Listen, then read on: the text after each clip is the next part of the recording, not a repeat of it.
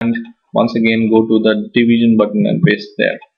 Okay, so whenever I press any button for this plus, minus, or multiplication, division, this will, or we also are going to catch the button action, and we will just take this like this here, and we want to store this button operation in some variable. So we go at the top of our class and we will declare two variables. One will be the double, and which will contain our result value. So it will be double, and I will say this will be our result value, and I will initialize it with 0.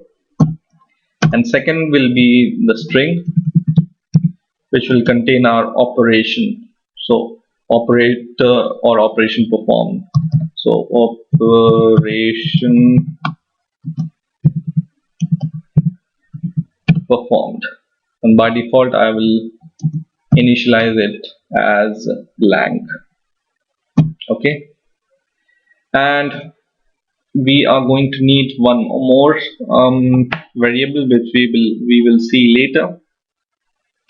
But yeah, now once we have this operation performed variable, we can just take this operation performed variable and we can say this operation performed is button.text, right? So copy this button is equal to button.text. Okay, now I also want to pass the value from my text box to this value variable. So I will just say value is equal to, and to convert my text box value to the double value, because this result value is a double, I will write double dot parse, and now I will pass the text in the text box with whatever text is in the text box. I will convert it into the value, right? Now whenever I click, so just let's write the code for these two, clear entry and clear button. So double click this clear entry button, and this will just clear our entry. So just we can write textbox.result.text is equal to 0, right? And clear, what this will do, this will perform the same action, plus it will make our result value is equal to 0, is equal to 0. Okay, so we have done that. Now what action is remaining? This equal to action. So in here, just double click this equal to action, or go to, just select this equal to button and go to events, and in the button click event just double click this button click event, and we reach to the button click event of this button equal to, and you can just use switch cases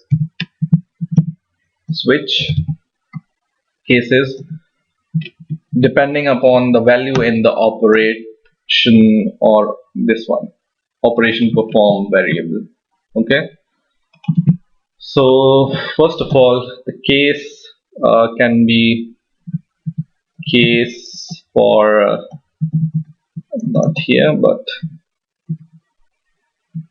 case for the addition, and this can be, so what we want to do, we want to just in our text result we want to pass the result, right? So we will just write text result is equal to value plus, because we are performing addition, that's why I'm using plus here, right? And whatever in the text box. So whatever I have written here, double dot pass double, because we want to pass the value, and then make the addition of those two, and then convert it to the text. So just surround it by bracket and just convert it to text. So this is our double value. Let's see. So this value will be result value instead of value, and then we will convert it to the text, to the string, and we have the string. Okay, so this is the case one, and we need to provide break. And in the same way we can provide the condition for the subtraction, multiplication, division, and we can provide the condition for default operation.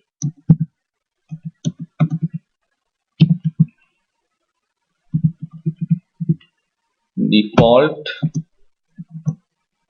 and break.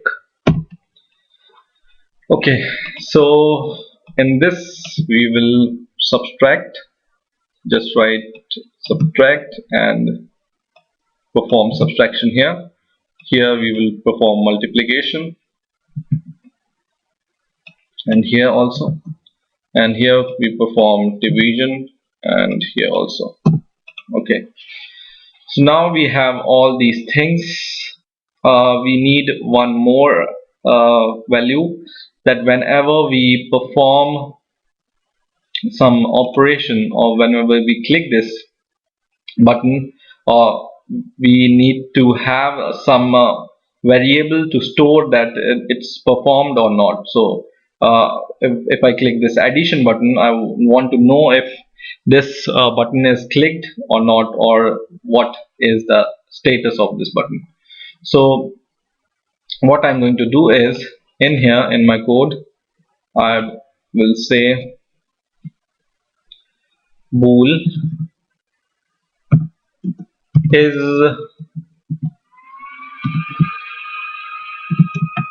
operation performed, and by default its value will be false. Okay, and after every click of this operator, plus minus, multiplication or division, I want to make this value as true. So I will go to the operator click event, and after this, or let's make it at the last, I want to make this as true. Okay, and after every number click event, I want to make it as false. So after every number click, for example 7, 8, 9 or 0 or point, I want to make it as false. Here in the button click event, make it false. Okay, now we have this label in which we want to show some text, right, when what operation is happening. So now I will clear the text of this label, and I will give no text to the label, and the name of this label is label1. I will change it to label, what can we change, operation, current operation, for example label current operation. Okay, and this label current operation, just copy this name, and whenever I click any operator here, I want to have this in this text box, right? So on the button click event or of this operators, what I want to do here, just in the operator click event, you just need to make the take the value of label current operation dot text is equal to the value you have, result value, plus Plus is a concatenation operator in this case, and then we will provide a little space, and then we will give the value performed or operation performed, the string which we have declared here, right? So here will come this string. Okay, so let's see what happens now when we run the program. So 2 plus, it shows here, right, 3. So now the addition is not happening, you can see here, because here we are not clearing this, right, on the this click event. So what we can do here, go at the top, and whenever we click any number button, we can add this text result.text is equal to 0 condition. In addition, we can add one more condition. So just add one more condition: if this is true, or our operation performed, or we have some operation performed. Okay, so now when we run the program, we can see 22 plus 33 is equal to 55. 66, or well, we need to clear it first, and for example 66 plus 55. Okay, so it's giving us the normal results, but still we need to do some more things. For example, let's multiply it by 2. That's happening. So first of all, it's too dark, and when we perform some operation here, you see it's little bit light. So I will change the font size of this label, or font color of this label. Select this label and go to the 4 color and change. I will change it to little bit button shadow, or a little bit grayish, control dark. Okay, and what I need to do here, again I will run the program and let's see what I need to do. So when I click this 2.3, I can see the result like this. Once again I will run the program. So 2 point, you see here, you cannot limit your points right now. Okay, so you can have as many number of points like this whenever I click this. So I need to take care of this also.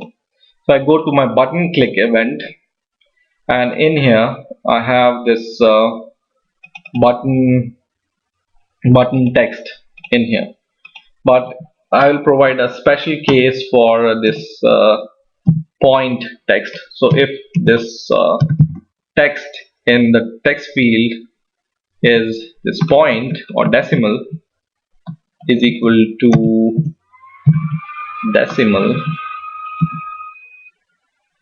this one, and let me provide this curly braces, else I will perform this. Okay, and in here in the if condition, what I need to check is if this text already contains so this text result already contains